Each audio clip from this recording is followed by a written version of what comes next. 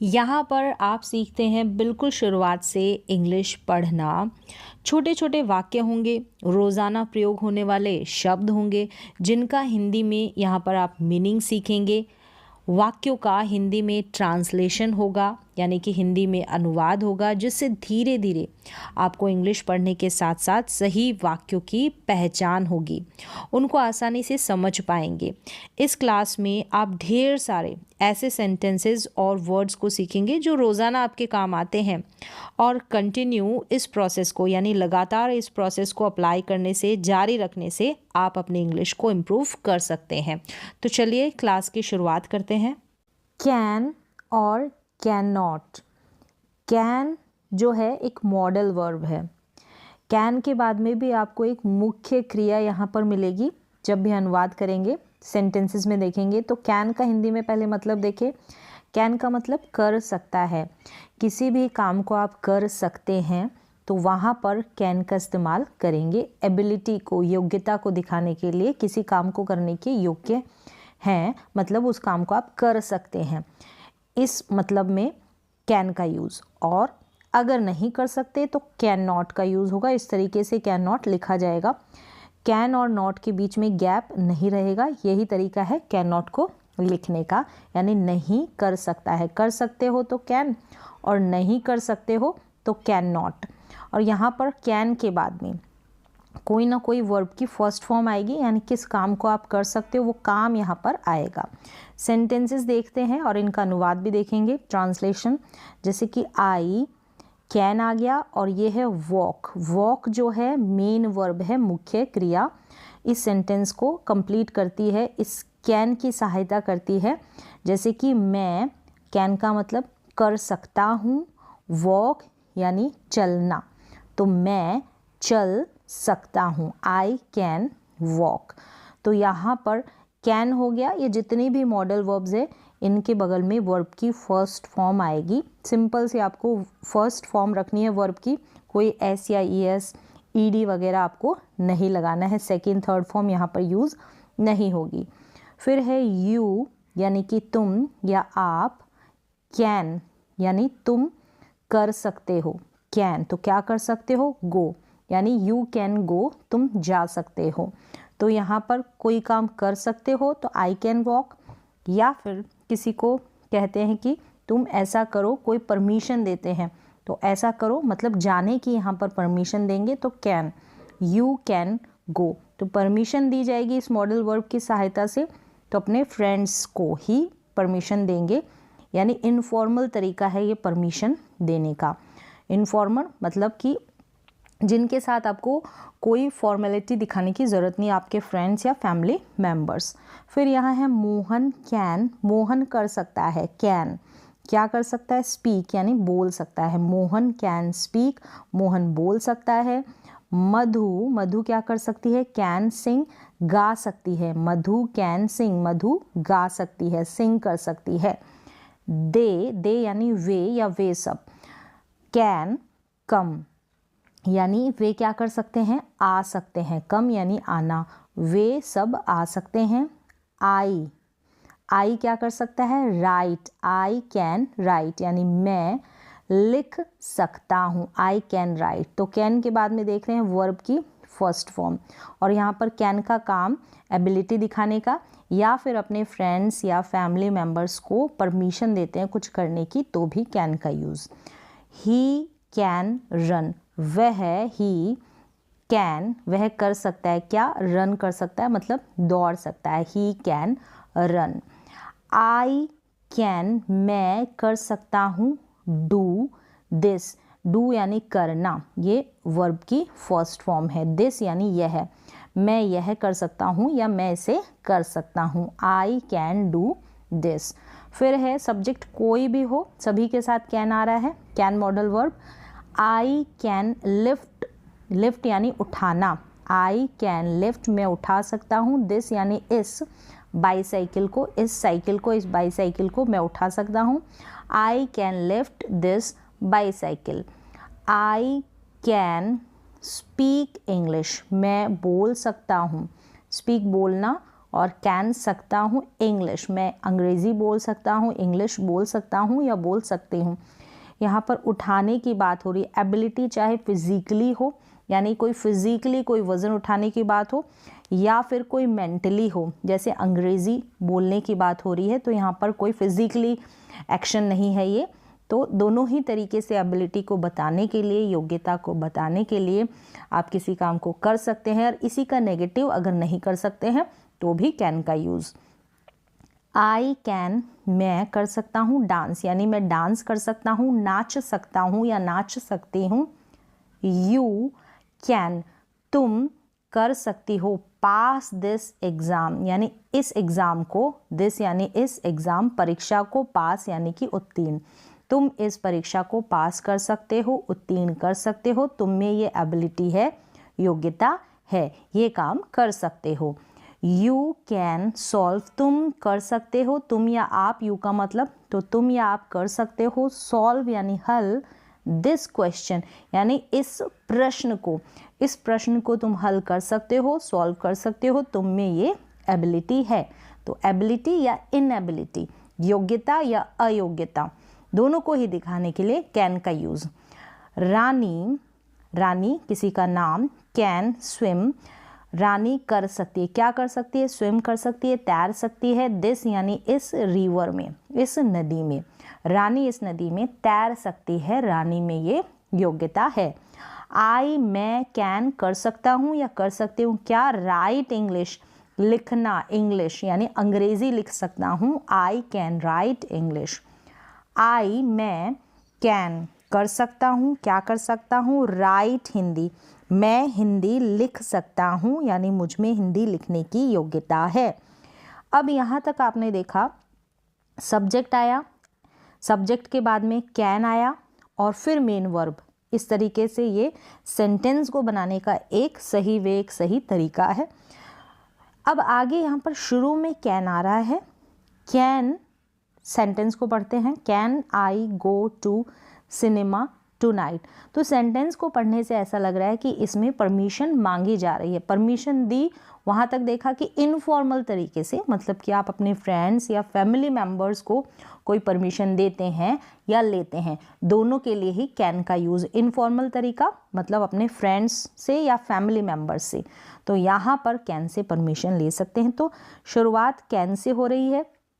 अनुवाद करते समय क्या हम बोलेंगे कि क्या आई गो टू सिनेमा टुनाइट, और इस सकता हूँ या सकती है, यहाँ पर ये सकता हूँ कि अंग्रेज़ी यानी कैन की लास्ट में आ जाएगी। हिंदी में जब हम अनुवाद करेंगे तो क्या मैं सिनेमा, आज रात सिनेमा जा सकता हूँ, can I go to cinema tonight, ये प्रश्नवाचक वाक्य है, परमिशन मांगी जा रही है, आज्ञा सामने वाले से मांगी जा रही है, कैन का इस्तेमाल। और सामने वाला जो है आपका फ्रेंड हो सकता है या आपके पेरेंट्स हो सकते हैं, वहाँ पर कैन का use. Can I see your diary, तो क्या मैं, सी देखना, तुम्हारी डायरी, तो क्या मैं तुम्हारी डायरी देख सकता हूँ, तो कैन से परमिशन मांगी जा रही है। फिर है कैन आई सिट हेयर, बैठने की परमिशन, सिट का मतलब बैठना, हेयर का मतलब यहाँ, कैन आई सिट हेयर, क्या मैं यहाँ बैठ सकता हूँ, परमिशन मांगी जा रही है। फिर है कैन आई गो, क्या मैं जा सकता हूँ, कैन आई गो। अगर यहाँ पर मे आई गो होता है तो वो फॉर्मल तरीका होता है परमिशन लेने का, यानी कि वहाँ पर वो इनफॉर्मल तरीका नहीं होता, फॉर्मल तरीका होता है जहाँ पर आपको परमिशन लेनी हो, जैसे कि आपका ऑफिस हो सकता है, आपका कॉलेज, स्कूल, वहाँ पर मे का यूज़। लेकिन घर या घर के सदस्यों से अगर परमिशन ले रहे हैं तो कैन का यूज़, अपने फ्रेंड से परमिशन ले रहे हैं तो कैन का यूज़। तो यहाँ पर देखा कैन वाले सेंटेंसेस को अनुवाद किया, किस तरीके से कैन का इस्तेमाल किया जाता है वो भी देखा। अब आगे हम देखते हैं, इस पैराग्राफ का अनुवाद करेंगे तो यहाँ पर जो है कुड वाले सेंटेंसेस होंगे। कुड भी एक मॉडल वर्ब है और इसकी हिंदी कर सकता था, कर सकता था। ये भी पास्ट की योग्यता यानी बीते हुए समय की योग्यता को बताने के लिए कुड का इस्तेमाल, जैसे कि तुम, यू यानी कि तुम कुड कर सकते थे क्रॉस दिस रिवर, अभी की बात नहीं हो रही है, पास्ट टाइम की। अगर बीते हुए समय में कोई काम कर सकते हो तो कैन का जो पास्ट है वो कुड होता है। अभी कर सकते हो तो कैन का यूज़, पास्ट में कर सकते थे तो कुड का यूज़, पास्ट की एबिलिटी के लिए कुड का use. You could cross the river, तुम क्रॉस कर सकते थे, रिवर को पार कर सकते थे। ही कुड, वह कर सकता था, कुड विन यानी जीतना, द मैच यानी वह मैच को जीत सकता था। शी कुड, वह लड़की के लिए शी कर सकती थी, ड्राइव अ बस यानी वह बस को ड्राइव कर सकती थी, चला सकती थी। तो यहाँ पर कुड के बगल में जैसे क्रॉस हो गया, कुड के बगल में विन हो गया, कुड के बगल में ड्राइव हो गया, तो कुड के बगल में भी वर्ब की फर्स्ट फॉर्म ही लगानी है। आई कुड कुक, यहाँ पर कुक भी फर्स्ट फॉर्म, तो जितने भी मॉडल वर्ब्स है तो ये कुड भी एक मॉडल वर्ब है, कैन का पास्ट है, तो यहाँ पर कर सकता था पास्ट की एबिलिटी के लिए, मैं कर सकता था कुक द फूड यानी भोजन पका सकता था, मैं भोजन पका सकता था या मैं भोजन पका सकती थी। I could cook the food. I could मैं कर सकती थी प्ले, अब यहाँ पर प्ले अ पियानो है, म्यूजिकल इंस्ट्रूमेंट को बजाने के लिए प्ले वर्ड का यूज़ होता है, खेलने के लिए जैसे प्ले का यूज़ होता है, तो यहाँ पर खेलना नहीं है यानी पियानो को बजाना है, तो I could play a piano, मैं पियानो बजा सकता था। वैन, जब, आई वॉज, मैं था, अ चाइल्ड, एक बच्चा, मतलब अब नहीं बजा सकता, पहले बजा सकता था। आई कुड नॉट, अब नेगेटिव सेंटेंस भी बनेगा, कुड के बगल में नॉट लिखना है, कैन नॉट की जैसे यहाँ पर जो है गैप रहेगा, यानी कैन नॉट में यहाँ बीच में गैप नहीं आता है लेकिन कुड नॉट में आएगा। मैं नहीं कर सकता था ड्रॉ पिक्चर्स, पिक्चर्स को ड्रॉ करना, बनाना, तो मैं पिक्चर्स बना नहीं सकता था। When I was a kid, जब मैं एक बच्चा था। When I was younger, जब मैं यंगर था, छोटा था, युवा था, I could run fast, मैं यानी दौड़ सकता था तेजी से, रन का मतलब दौड़ना, फास्ट तेजी से, I could मैं कर सकता था यानी तेजी से दौड़ सकता था। तो इस तरीके से कुड का इस्तेमाल देखा, पास्ट की एबिलिटी के लिए, बीते समय में कोई आप काम कर सकते थे तो वहाँ पर कुड का यूज़, और कैन का प्रेजेंट में कोई काम कर सकते हो। तो कैन और कुड का पैराग्राफ देखा। कुड का एक और मतलब होता है हिंदी में निवेदन के लिए, निवेदन के लिए आप किसी से रिक्वेस्ट करते हैं, निवेदन करते हैं, जैसे कि नम्रता के साथ निवेदन किया जाता है, पोलाइटनेस के साथ। तो यहाँ पर है could you give me your pen, यहाँ पर क्या और यहाँ पर सकते हो।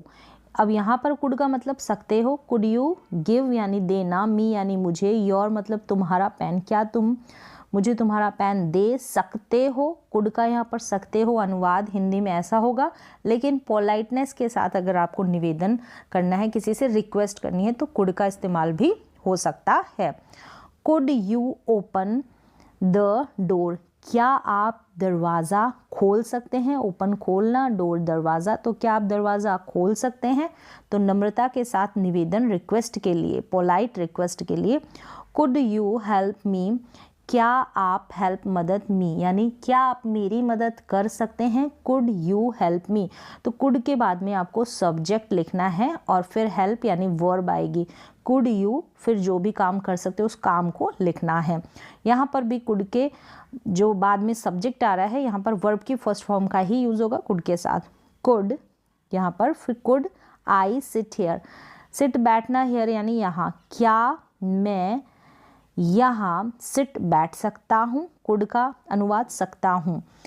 Could you tell your name, क्या तुम अपना नाम बता सकते हो, टेल बताना, योर नेम तुम्हारा नाम या आपका नाम। Could you tell your name, क्या आप अपना नाम बता सकते हैं। तो यहाँ पर पोलाइटनेस के साथ अगर किसी से रिक्वेस्ट करनी है कहीं पर भी, तो आप कुड का यूज़ कर सकते हैं।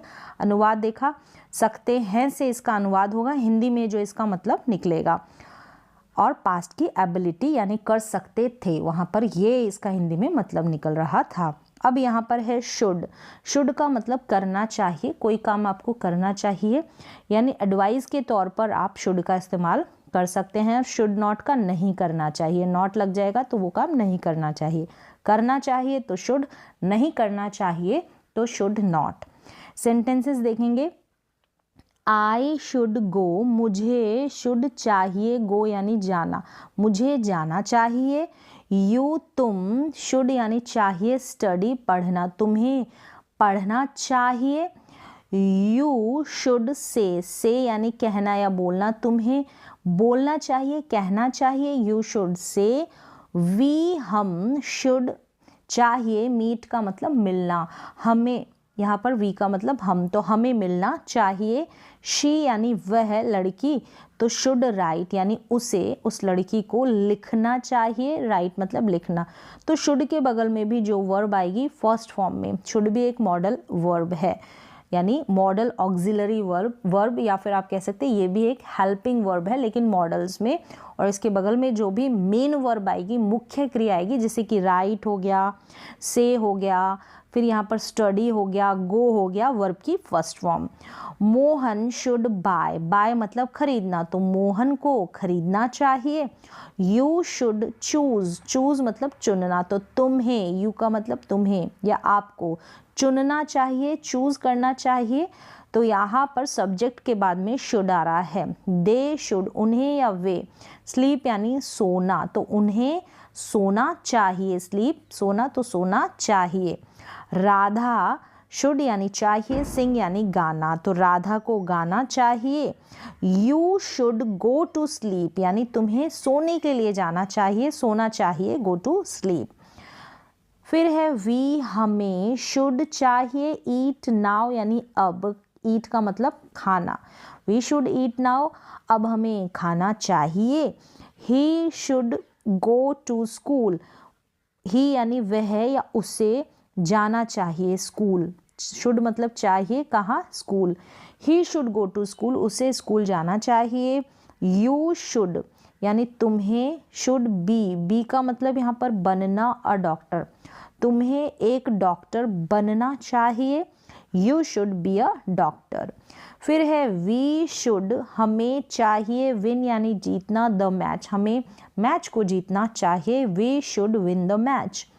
दे वे या उन्हें शुड सेव एनर्जी, सेव यानी बचाना, एनर्जी मतलब ऊर्जा, तो उन्हें ऊर्जा यानी एनर्जी को सेव करना चाहिए। वी हमें शुड चाहिए, ऑलवेज हमेशा, स्पीक मतलब बोलना, ट्रुथ द ट्रुथ यानी सच, हमें हमेशा सच बोलना चाहिए। We should always speak truth, speak the truth. You should help me, तुम्हें शुड चाहिए, हेल्प मदद, मी यानी मुझे, तुम्हें मुझे हेल्प करनी चाहिए, मेरी मदद करनी चाहिए। वी शुड नॉट, अब यहाँ पर नॉट नेगेटिव बन गया कि हमें नहीं करना चाहिए। शुड नॉट वेस्ट वाटर यानी पानी को वेस्ट, बर्बाद, हमें पानी को बर्बाद नहीं करना चाहिए, तो we should not waste water. You यानी तुम्हें या आपको शुड नॉट नहीं करना चाहिए, राइट लिखना, अ बुक एक किताब तुम्हें नहीं लिखनी चाहिए। आई शुड नॉट मुझे नहीं चाहिए, टीच पढ़ाना, हिम यानी उसे, मुझे उसे पढ़ाना नहीं चाहिए। I should not teach him, तो शुड के बाद में नॉट लगाकर फिर वर्ब आ रही है, मेन वर्ब, वर्ब की first form. He should not, उसे शुड नॉट नहीं करना चाहिए, से बोलना या कहना, एनीथिंग कुछ भी नहीं यानी उसे कुछ भी नहीं बोलना चाहिए। He should not say anything. You should not, अब तुम्हें नहीं करना चाहिए, नहीं चाहिए, अब क्या नहीं करना चाहिए, थ्रो द बॉल, थ्रो का मतलब फेंकना यानी बॉल को, तुम्हें बॉल को फेंकना नहीं चाहिए। तो यहाँ पर शुड से कैसे सेंटेंसेस को हमने अनुवाद किया, कैसे सेंटेंसेस को यहाँ पर बनाया गया, उनका अनुवाद सीखा और साथ ही साथ इनका यूज़ भी सीखा, इस्तेमाल भी किस तरीके से किया जाता है। शुड, कुड और कैन तीनों ही एक मॉडल वर्ब है, तीनों के बगल में वर्ब की फर्स्ट फॉर्म का यूज़ किया जाता है। जब कैन नॉट को लेकर हम नेगेटिव सेंटेंस बनाते हैं तो कैन नॉट के बीच में गैप नहीं रहता है, ये आपको ध्यान रखना है। तो आज की इंग्लिश की प्रोनाउंसिएशन की, रीडिंग की, इंग्लिश ग्रामर के क्लास में बस इतना ही, मिलते हैं अगली क्लास में।